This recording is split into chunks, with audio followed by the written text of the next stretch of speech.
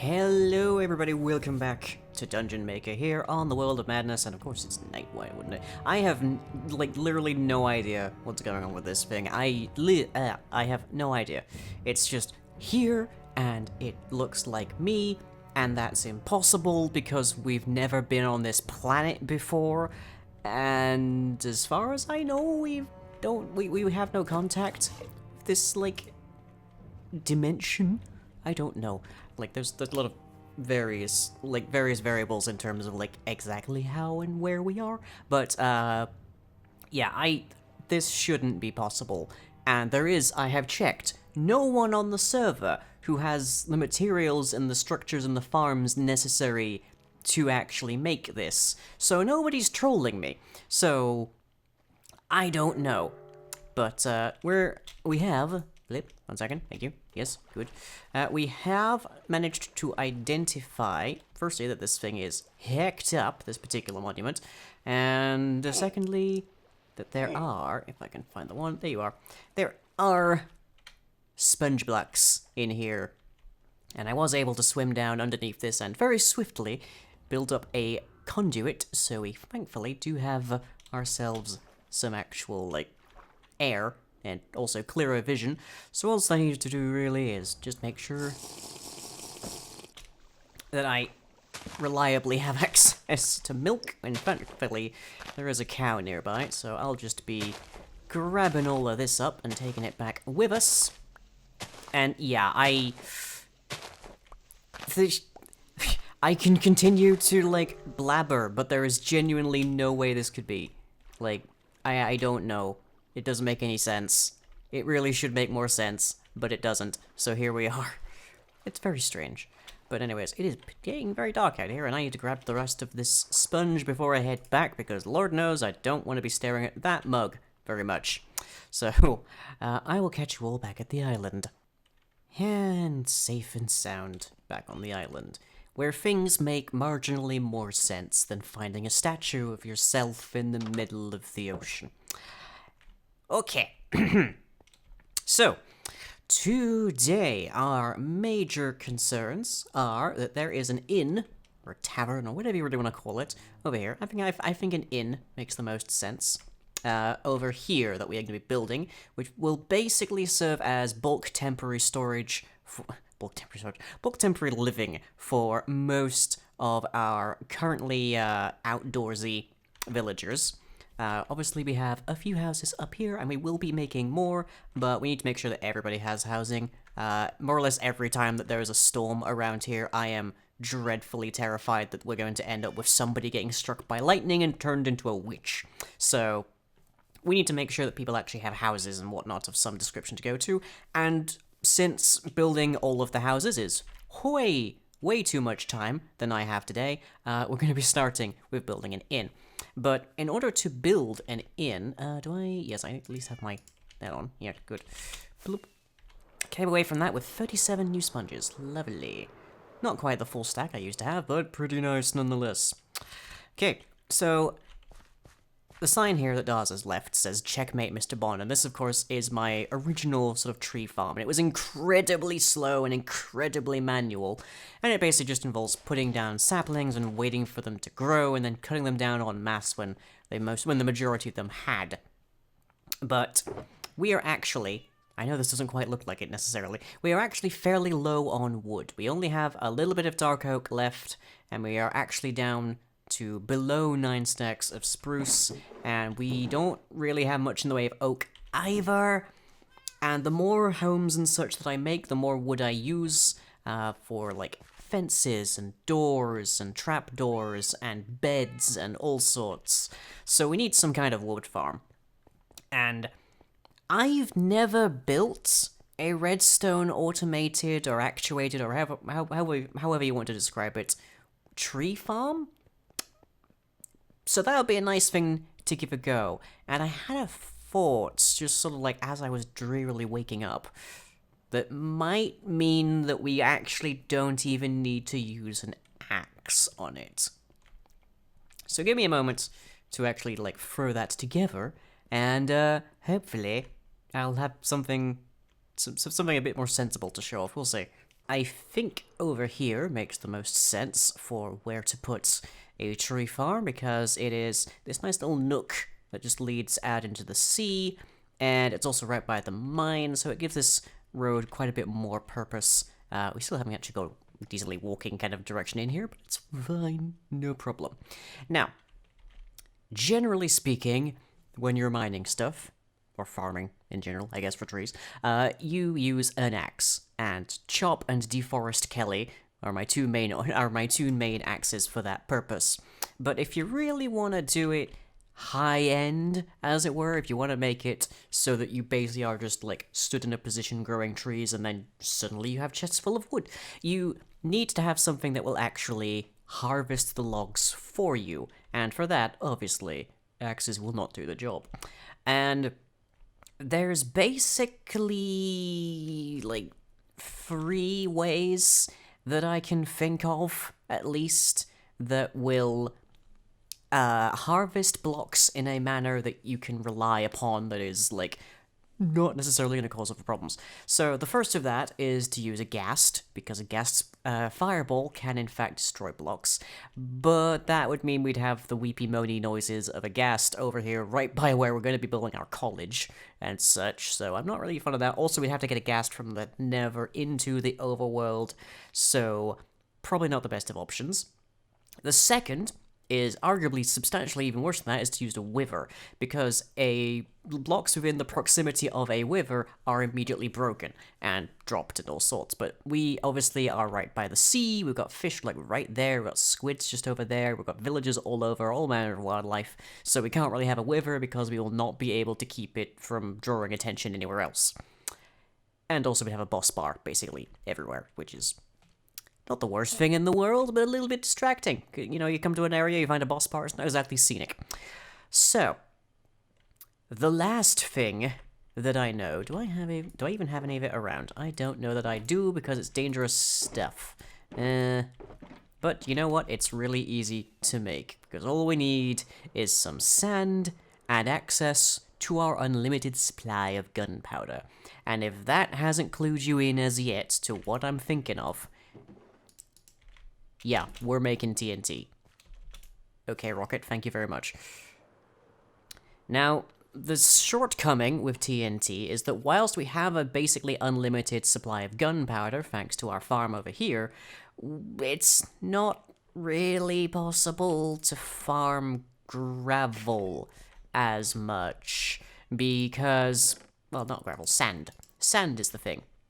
It's not really possible to farm sand very much. But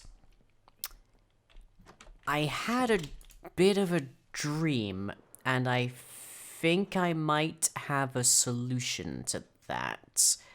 It's going to require slime blocks, which I do have right here. Yep. And it's going to require... This is going to sound very strange, but it's going to require some coral. And I do know that there's a coral area not far from Deboyahar, because it's sort of on my transit route. But obviously the first thing that we actually need to do is make an actual like thing that will generate trees, because we need to push all of the logs from the trees into a singular area where we can then proceed to actually harvest them. Detonate might be the more accurate term, but to harvest them.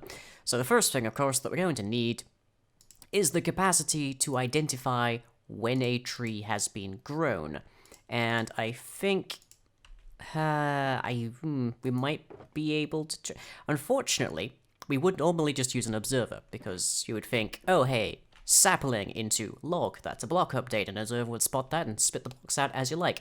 Unfortunately, if you look on the top right there, Minecraft Oak Sapling, Stage 0, there's actually quite a few stages inside of a sapling, which means every time we use bone meal on that, more or less, that number will change, but it won't necessarily turn into an actual tree. So we need to be a little bit more clever about it. Now I think we're going to be wanting to go this way, and then shove out into the ocean, where if anything blows up, we'll not have to worry too much. So let's start just by plunking there, and a plunking here, and one there, because we're going to want a torch there to be feeding power into the... Or could we do this a different way? We probably could, actually. This would probably be even better, come to think of it. I should have another furnace. If we take a furnace, and we just plonk it right next to the sapling, like so, and we have anything inside of here, then this should be able to qualify as a readable inventory. Moreover, it will not get pushed by anything, so that's good. So then we just need a comparator, for which I will need a few more sticks. Thank you. There you are. Out of there. And some stone, and we should have ourselves a lovely comparator. Okay. So, used to be that you just have like a redstone stick, or like a block under here or something, then it would work fine, but for this, what that will mean is if we just plonk that there, then when this becomes a full block, we get a redstone signal, so we can use that to actually detect when our tree grows. Okay, step 1 complete. Now, the next step with this is getting all of the tree in. Now, you can see I mostly rely on spruce.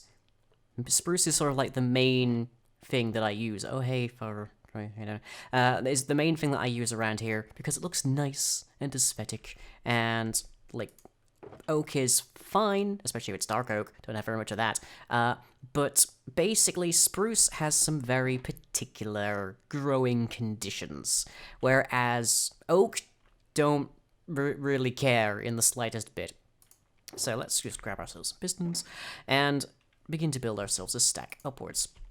See, if we put in a spruce sapling here, this would not work in the slightest bit, and that is unfortunate, but we gotta work with it, pretty much. So let's see, 1, 2, 3, 4, 5, let's go for 6, just to make sure. You never know, we might be able to expand this at some point. Okay, so when that lights up, we need to power all of that. And I'm going to chuck something together, and I'll be back with you in a moment, because this will be excruciatingly boring to watch. Okay, that's starting to resemble something at this point, I think. So, fairly straightforward thus far. I did change this up a teensy bit, just so it doesn't prevent me from actually placing a sapling down. And, okay. One thing I have to note is loving having slime blocks. I probably need to make like an actual slime farm at some point in the very near future, because I am going to be running out of this very quickly.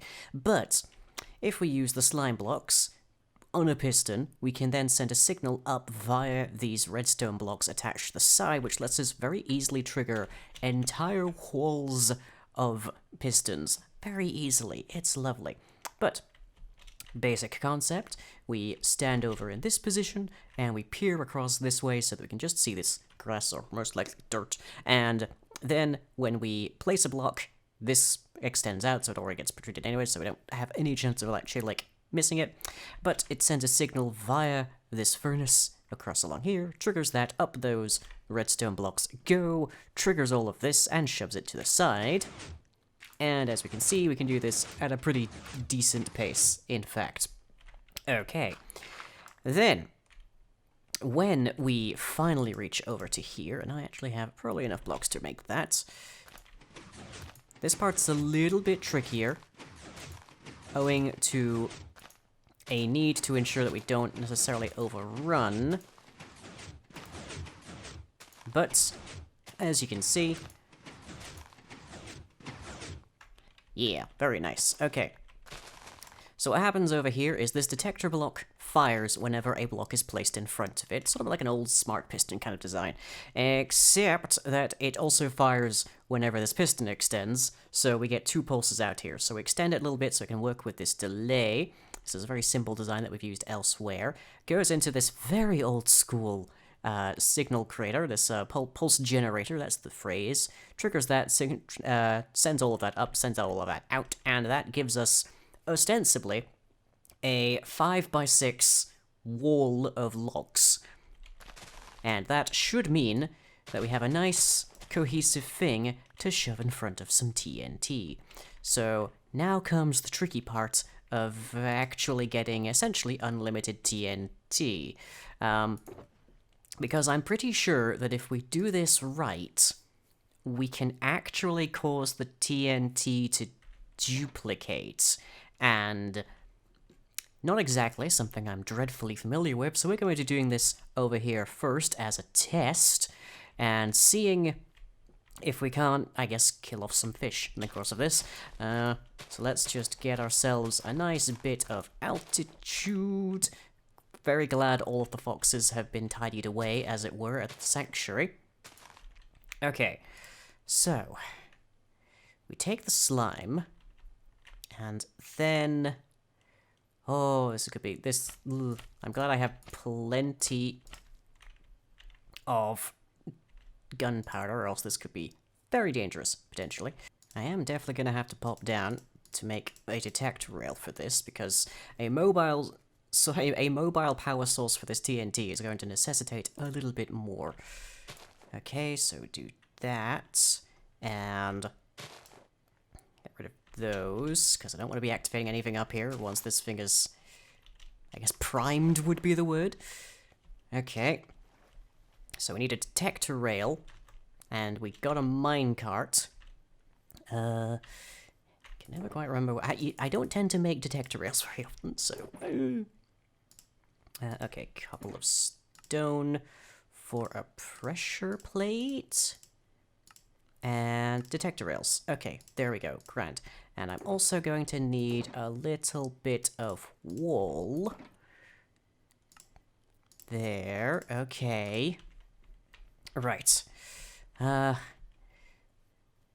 now to get back up here. Bleh.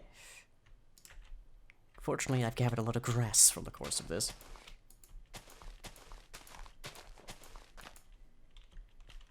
Right. Wool there. And then another trio there. That's literally the only wool I need for this. And if I plunk a last piece there, add a detector rail there, and then I put the minecart here, and I remove that. Then if I put a piston about here and push this, it should join together into a very weird state where it should be receiving power but isn't powered. So the second it moves with a block update, it'll actually realize what's going on and should then create some TNT. But because the piston's shoving it, it should store the block state anyways and cause this whole thing to retain the TNT block whilst also creating some falling TNT. This is a very big if, because Lord knows this is not remotely my field of expertise. But let's find out, shall we? Lever. Should suffice. Okay, we're losing light, we're losing light.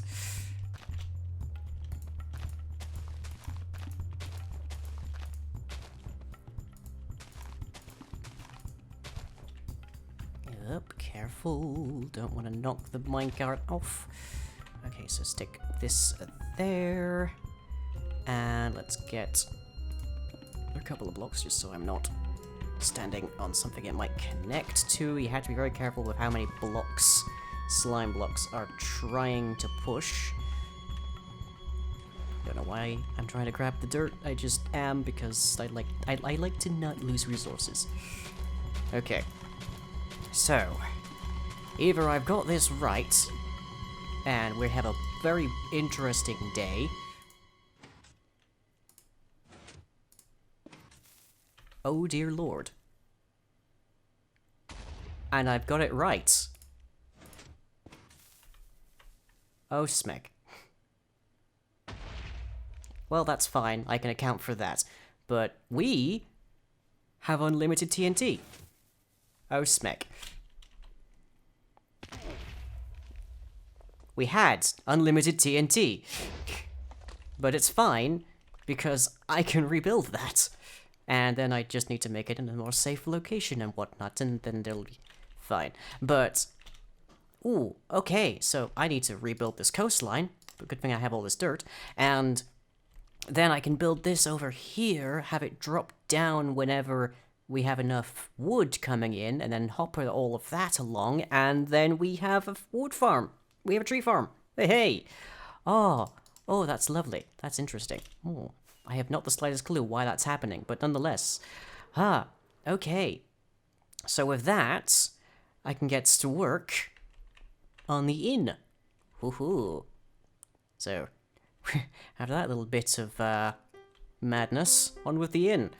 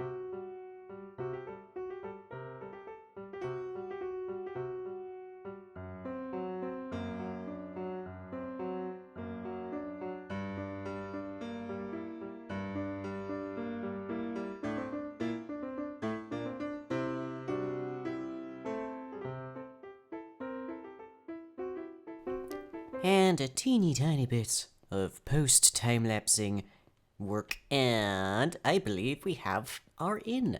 And it has a grand total of 1, 2, 3, 4, 5, 6, 7, 8, 9, 10, I think, somewhere in that vicinity, rooms, including that of the operator. And as you can hear, it has already been taken up by our villagers, and they are very busy. Oh dear. Is somebody stuck? Hello?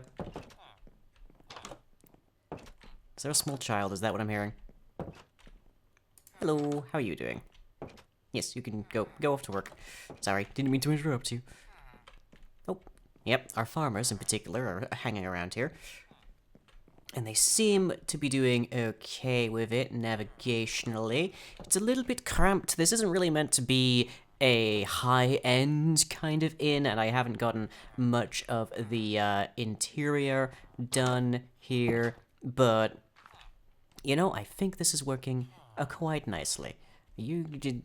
Okay, one of you who is up here should be working on over here, so let me just pick these up. Do I need an X for these? I forget. Yes, I do. Whoop! Didn't mean to go quite that far. Thank you, DeForest Kelly. One of you's supposed to be a Fletcher. I don't know if you've realized that. Come on, become a Fletcher. I think the one that's actually, like, at the, what's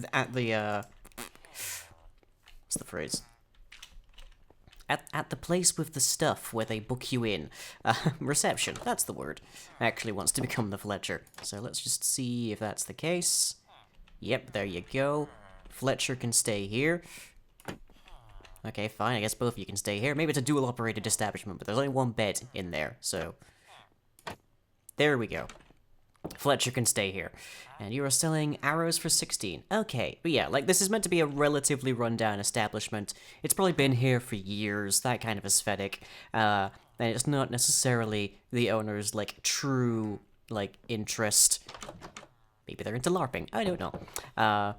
But consequently, the thing's a little bit in a state of mild disrepair. It used to all be like this, but it's just sort of worn down to just sort of a bland grey kind of aesthetic on the side. Haven't figured out what name to give this just yet. Do let me know. And meanwhile, I did have to do some spruce farming just whilst I was in the midst of that time lapse, because I'm pretty much completely out of spruce wood after doing all of this, especially with the interior walls there. Those are the stripped spruce wood, which looks quite nice, I think, as a wall material. An interior wall, anyways. And I probably also need to make some kind of big smelting array, because getting all of this smooth stone together took forever. Although, granted, between, like, getting, like, big diamonds and also, like, free iron, I don't actually have that much need to smelt a whole ton of stuff these days, but this was an opportunity where I definitely could have done with a big smelting array of some description. But yeah, so now we have an inn, and that is most of our sort of, like, free-roaming villagers now with a roof over their head. We still gotta get something for our butcher, as well as a proper space for our scholars over here, and maybe do something about all of the cats that keep kind of like popping up around here. But yeah, so next episodes, we might be doing smelting. I'm not sure, but either way, I hope you've enjoyed. That's all I have for you today, and I'll catch you all as ever next time. Come now, dear viewer, tell me your wish. Is it for money? Maybe for power? Or perhaps you hope for simpler things like bonus content and exclusive streams with your favorite content creator. Really? That last one, huh? Well, that's easy. Just head over to patreon.com/lying. Oh, I kind of expected more.